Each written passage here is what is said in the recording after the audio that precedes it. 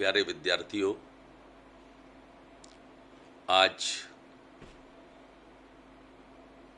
एक और भावनात्मक पहलू लेकर आपके सामने आ रहा हूं। जैसे मैंने कई बार कहा कि अभी घर में हम लोग बैठे हुए हैं तो बहुत सारी पुरानी स्मृतियों को टटोलने का, याद करने का समय है। बहुत सारी ऐसी स्मृतियां इस हमारे दिल और दिमाग में रहती हैं। इस यादों के तहखाने में इतनी गुमशुदा यादें हैं। जब व्यस्तता रहती है तो वो शायद यादें इधर उधर अंदर तो रहती हैं लेकिन गुमशुदा रहती हैं। अब वो यादें एक एक करके इस लॉकडाउन पीरियड में सामने आ रही हैं और मुझे फिर से प्रेरित कर रही हैं।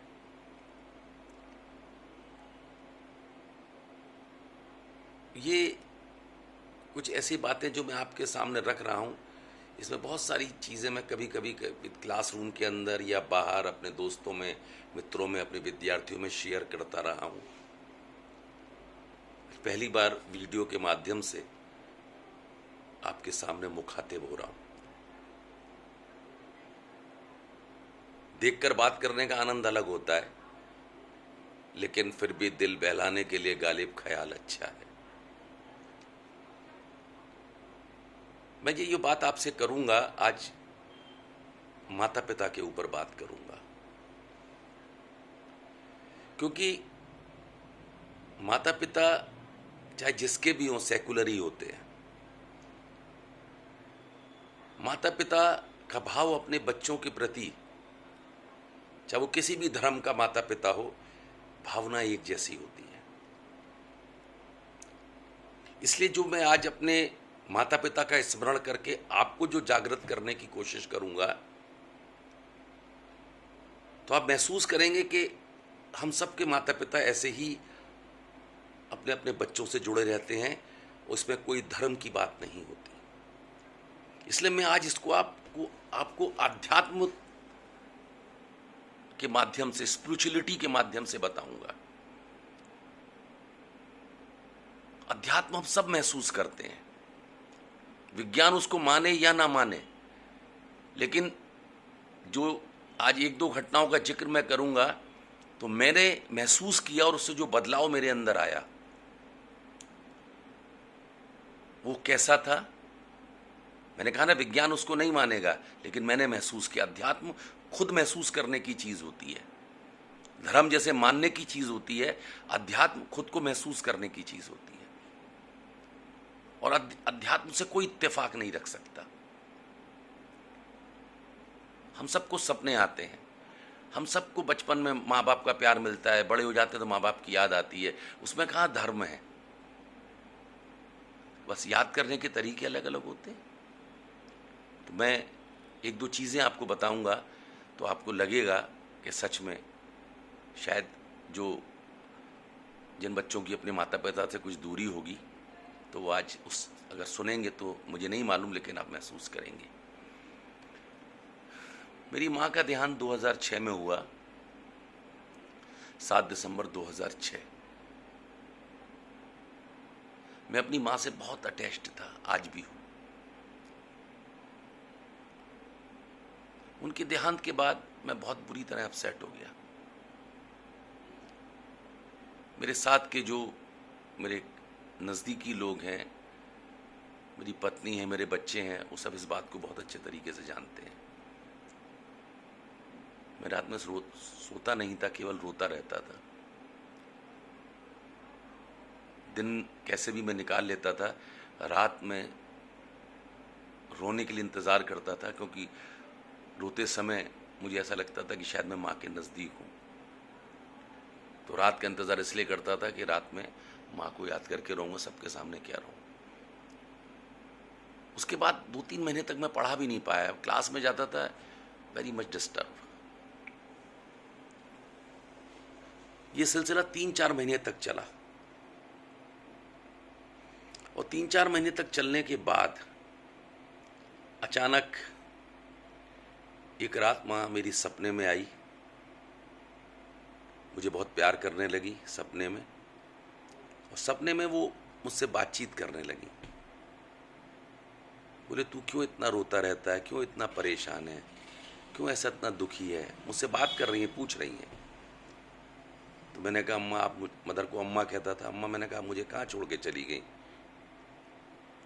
आपके बिना मेरा मन नहीं लग रहा है, बहुत बेचैनी है, मैं बहुत परेशान हूँ, आपकी बहुत याद आती है, आप कहाँ चली गई?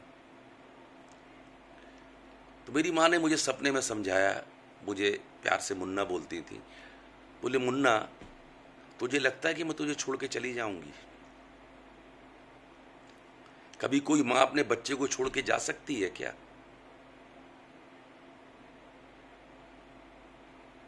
अब गीता की तरफ थोड़ा ध्यान रखिएगा जब मैं ये बोल रहा हूं। आत्मा अजर अमर है। मैं भी नहीं समझ पाया था उससे पहले गीता को। माँ की मृत्यु के बाद इस सपने ने मुझे बताया कि गीता में कितना गहरा ज्ञान है। तो माँ मुझे पुचकारने लगी, बोले, मैं कहाँ गई बेटा?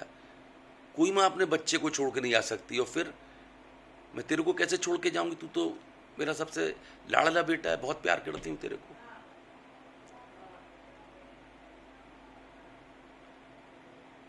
बस मैंने कहा, नहीं अम्मा, बहुत याद आती है। बोले, मेरी बात को ध्यान से सुन, अब सपने में मुझसे बात कर रही है। मैंने कहा ना, विज्ञान नहीं मानेगा इसको, मैं महसूस करता हूँ। बोले, देख, कोई भी माँ अपने बच्चे को छोड़ के नहीं जा सकती, बस इतना समझ ले, मेरा शरीर चला गया, अब मैं तुझे दिखना बंद हो गई और तेरे दिल में उतर गई हूँ, तेरे शरीर के अंदर आ गई हूँ मैं। तू मुझे महसूस कर, मैं तुझे छोड़ के नहीं गई हूँ, पहले दिखती थी, अब तेरे अंदर हूँ, मुझे महसूस कर। देख, मैं कहीं नहीं गई हूँ। खूब प्यार किया मुझे सपने में, ऐसे समझाया। जब मैं सुबह सो कर उठा तो मुझे लगा कि मेरी माँ कहीं नहीं गई है, मेरी माँ मेरे साथ है। Always remember my mother. मैं दुखी होकर अपनी माँ को याद करता था, लेकिन अब मुझे ऐसा लगता है कि मेरी माँ हर समय मेरे साथ है। जब भी कोई कहते ना, मर गई माँ, लेकिन जब उसने देखा कि उसका बच्चा परेशान है, दुखी है, मुश्किल में है, मैं रो रहा हूँ, परेशान हो रहा हूँ, तो मरने के बाद भी माँ को अपने बच्चे की बेचैनी नहीं देखी गई, और सपने में आके मुझे समझाकर, प्यार करके, दुलार करके समझा के चली गई। मतलब माँ मरने के बाद भी अपने बच्चे का ख्याल रखती है। ये बात मैं आपको समझाने की कोशिश कर रहा हूं। और मेरे किसी वीडियो को आप संभाल के रखें या ना रखें, लेकिन इस वीडियो को संभाल के रखिएगा, ये आपकी बहुत मदद करेगा। दूसरा वाक्या मेरे पिता के देहांत का है। 3 दिसंबर 2010 को मेरे पिता का देहांत हो गया, मां की डेथ के 4 वर्षों बाद। होता ये था पहले, इससे पहले जब मुझे कहीं बुलाया जाता था बोलने के लिए, लेक्चर देने के लिए, या क्लास में मुझे कोई सब्जेक्ट पढ़ाना है, तो मैं चाहता था मैं अपने अंदाज से पढ़ाऊं। मैंने कभी किसी की नकल नहीं की। इसका एक किस्सा है कि मैंने नकल क्यों नहीं की, कभी किसी जगह कभी शेयर करूंगा। मैं आपको ये बता रहा हूं कि एक सामान्य व्यक्ति भी कैसे सोच सकता है। मैं बहुत सामान्य शिक्षक हूं। हम सामान्य लोग भी बहुत अच्छी अच्छी चीजें और अपने आप को संतुष्ट और अपने आप को खुश रख सकते हैं। जरूरी नहीं उसके लिए कोई महान बने। मैंने हमेशा, जब भी मुझे कोई महान शिक्षक बोलता है तो मैं हमेशा एक सेंटेंस कहता हूँ, ये दिल से बोल रहा हूँ, I am not a great teacher, I am only A successful teacher. मैं महान शिक्षक नहीं हूँ, मैं केवल एक सफल शिक्षक हूँ। महान शिक्षक तो रामानुजम थे, अब्दुल कलाम थे, राधा कृष्णन जी थे, और भी बहुत सारे लोग हैं। तो 3 दिसंबर 2010 को मेरे पिता का देहांत हुआ। तो जब भी मैं किसी टॉपिक में फंसता था, मोबाइल आ गया तो मोबाइल, उससे पहले लैंडलाइन से फ़ोन कर लेता था, उससे पहले जब छुट्टियों में आगरा जाता था तो पॉइंट नोट करके ले जाता था कि इन टॉपिक पर अपने फादर से डिस्कस करूँगा। मेरे फादर बहुत इंटेलेक्चुअल थे, बुद्धिजीवी, और वो जो बातें बोलते थे ना वो इतनी सटीक होती थी कि अगर वो बोलते बहुत कम थे, लेकिन अगर उन्होंने मैंने कोई पॉइंट रखा, उन्होंने मुझे अगर 4-5 मिनट भी बोल दिया तो मेरा 1 घंटे 1.5 घंटे का लेक्चर तैयार हो जाता था। उस 5 मिनट में वो ऐसे बरसात विचार उसके अंदर छुपे रहते थे कि बरसात हो जाती थी मेरे पास विचारों की। तो जब मैं अटकता था तो पिताजी से पूछ लेता था, आदत सी बन गई थी। मेरे बहुत सारे लेक्चर हैं जो कई बार लोगों ने तारीफ की, लेकिन उसके पीछे पिता ही थे। अब जब पिता का देहांत हो गया तो स्वाभाविक तौर पर, खैर मैं बहुत मैच्योर हो चुका था। 2010 तक मेरी नौकरी 28 साल की हो चुकी थी, लेकिन फिर भी मुझे एक अकेलापन खल रहा था। और उसी पीरियड में मेरी पैर में फ्रैक्चर भी हो गया था, तो एक डबल परेशानी चल रही थी। उस पीरियड में एक पीरियड मेरा डिप्रेशन में भी गया। मैंने डिप्रेशन की मेडिसिन्स तक खाई। तो मैं चल ही रहा था, तो छत्तीसगढ़ कॉलेज रायपुर, जहाँ से मैंने एमकॉम किया, वहाँ से मुझे एक लेक्चर का बुलावा आया। टॉपिक था ह्यूमन रिलेशन। ये बात है 2011 जुलाई अगस्त की। मुझे जून में कहा गया कि आपको, सॉरी जुलाई में मुझे कहा गया, याद आया कि अगस्त को लेक्चर देना, आपका टॉपिक है ह्यूमन रिलेशन। क्योंकि छत्तीसगढ़ कॉलेज से मैंने एमकॉम किया, अब जिस कॉलेज में मैं पढ़ा था वहीं पर मुझे लेक्चर देने के लिए बुलाया जा रहा था, तो मैं तैयारी के साथ जाना चाहता था, अच्छे विचारों के साथ जाना चाहता था। लेकिन पिता की डेथ और पैर फ्रैक्चर, ठीक से चल भी नहीं पाता था उस समय में। तो मैंने, जब सर ने मुझसे कहा तो मैंने मना कर दिया। मैंने कहा सर मैं नहीं बोल पाऊंगा, दिक्कत है। फिर वो जो टीचर मुझे बुला रहे थे, उन्होंने मुझे एमकॉम में पढ़ाया था, तो मना करना भी बहुत ख़राब लग रहा था। लेकिन मेरी मन स्थिति ऐसी नहीं थी, लेकिन मजबूरन मुझे, मैं अपने शिष्यों के आदेश को मैंने कभी नहीं टाला, लेकिन मजबूरन मुझे वो बात मना करना पड़ा। लेकिन सर माने नहीं, उन्होंने तैयार किया। डेट तय होगी, मैंने कहा सर ही मैं आऊँगा। अब जब उन्होंने मुझे इनवाइट किया था, उसके बाद से करीब 20-22 दिन थे मेरे लेक्चर में। अब मैं लेक्चर तैयार कर रहा हूँ कि उसी कॉलेज में जाना है जहाँ मैं पढ़ा हूँ, मेरे जिन शिक्षकों से मैं पढ़ा हूँ उनके सामने मुझे बोलना है। थोड़ी घबराहट भी थी। तो मैंने क्या करूँ, मैं सोचना शुरू किया कि ह्यूमन रिलेशन पे कैसे बोलूँगा, क्या करूँगा। लेकिन मैं अपने आप को सेटिस्फाइड नहीं कर पा रहा था कि यार मैं ये बोलूँगा ज़रूर वहाँ पर, तो फिर करूँगा कैसे। जब पिता रहते थे, मैं आमतौर पर अपने लेक्चर के भी तैयार नहीं करता, स्पॉन्टेनियसली ही बोलता हूँ। लेकिन पिता से मिल जाते थे 2-4-5 मिनट, फिर मुझे आइडिया हो जाता था और मैं जाके धड़धड़ा के बोल देता था। क्योंकि मैं डिप्रेशन में भी था, टांग टूटी हुई थी, पिता का देहांत हो चुका था, तो बहुत सारी परेशानियां थी। अब मैं द्वंद्व में फंसा हुआ, कैसे बोलूँगा, कुछ समझ में नहीं आ रहा था। बहुत परेशान।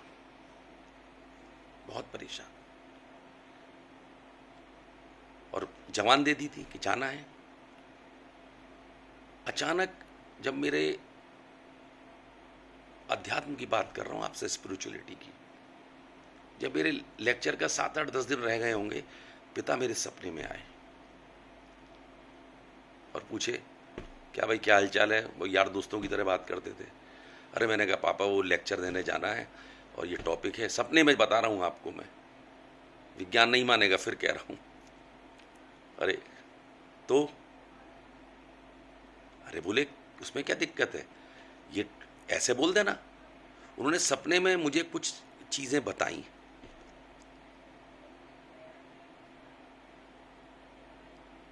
बता दी उन्होंने मुझे सपने में।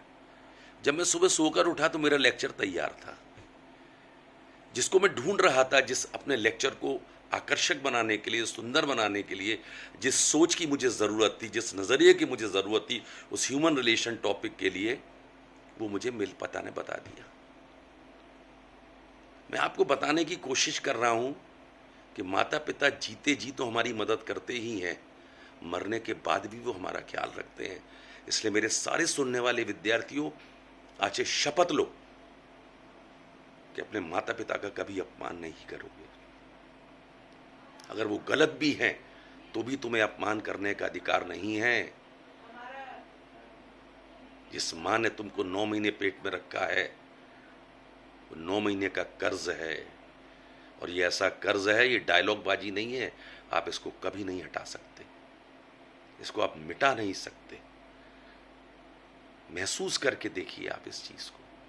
मैंने आज अपनी माँ और पिता का जो संस्मरण आपको सुनाया, ये मेरे जीवन के दिल में उतरे हुए संस्मरण है, आपको मोटिवेट करने के लिए हैं। आसपास देखिए कि आपके माता पिता आपके लिए क्या करते हैं। जीते जी तो करते ही हैं।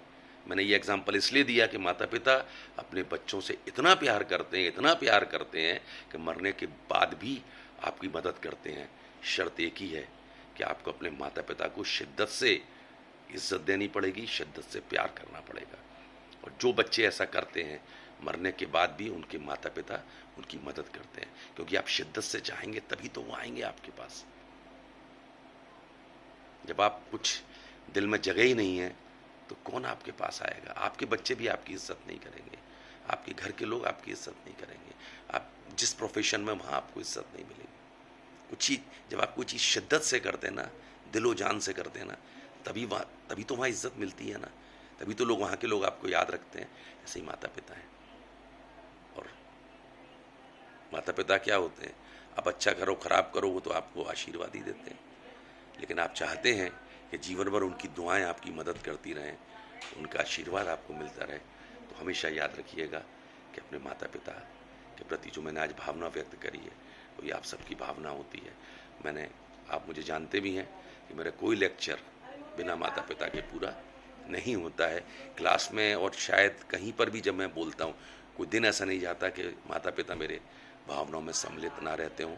मैं कई बार कहता भी हूँ कि मेरी हर सांस में मेरी माँ रहती है। आपके साथ भी ऐसे ही होना चाहिए। ओके, आशीर्वाद।